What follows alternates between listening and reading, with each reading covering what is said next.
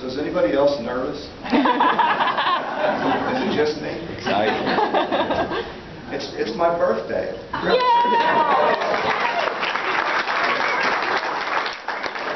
That's kind of cool, don't you think? Yeah.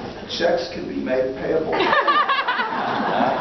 All right, I'm Tom Garner. I'm the guy that discovered the Luna site. I don't know why fate chose me to be that guy, but I'm very honored to have that honor. I view this event as the opportunity. I found the site on October 2nd. I remember that because they made me write it up. I view this event as the opportunity to hand over the car keys to the University of West Florida. And I can tell you, these guys know how to drive when it comes to archaeology. If you look into it, you'll find out, as I know, that these guys are uniquely qualified to excavate and investigate this site.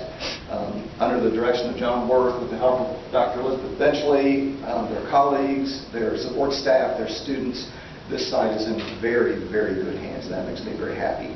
Judy talked about missing it in 1986. I don't think she missed it, but she sent an emissary forward for when the university was ready, and I can tell you the university is ready.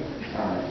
I want to take a minute to thank the neighborhood. The neighborhood's going to be very important in this. They've been incredibly gracious and welcoming.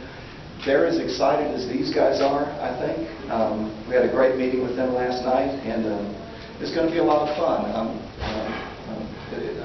The Luna expedition was a journey of discovery, and I view this as a modern journey of discovery that the university and the neighborhood are going to embark on together. And so it's going to be a really good thing. While I've got this tiny bit of spotlight, and won't last long, I want to thank a couple of people without whom this would not have happened. The first one is Dr. Judy Bentz. I took field school, archaeological field school with Judy back in the dark ages, 1983. You've been here 3 years by then. And she had us stomping around across the clear cuts and the river swamps of the Scambia River Basin. I can't tell you the places she had us go.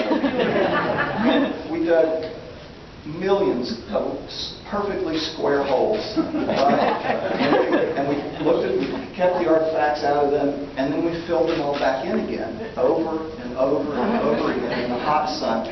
I was in the best shape of my life after that. It's been downhill ever since. So, what Judy taught me in that field school was the value of professional archaeology. And it's really important. The artifacts are neat, they're cool. It's cool to hold something in your hand and think about, well, who else held this and what was their life like? But the artifacts are not the entire story. In fact, they're not the biggest part of the story. It's the context of artifacts in the ground. It's where they're found. It's their relation to other artifacts in the ground. It's their relation to features in the ground, things like trash pits and foundations and post holes that tell the full story of what happens in an archaeological site. So that's why it's important that professional archaeologists excavate archaeological sites, particularly a site of this importance, because we want to get the full story, and the full story is what the ground tells us, not just the artifacts alone. What I can tell you about Judy is that she's counting down the days when she can clean the rust off of her trowel and get back in the field. And this is a good site to get back to. All right. The second person I want to thank, and is a dear friend of mine, is Norman Simons. There's some faces here I know that knew Norman. If you knew Norman, you know he was generous, he was supportive, he was extremely knowledgeable. I had the incredible good fortune to meet Norman in 1981. He was the curator of the Pensacola Historical Museum and Old Christ Church, which is down the street here. The university actually manages that building now. Norman eventually became the first curator of the T.T. Wentworth Jr. State Museum, which is the museum we're in now. His office was just around the corner over there. And what Norman did in 1981 was take me under his wing. I was a skinny high school kid, just out of high school and didn't know anything. And Norman passed on to me his tremendous love of Pensacola history, right? Including the Luna expedition. Norman was the first one to tell me about Tristan de Luna.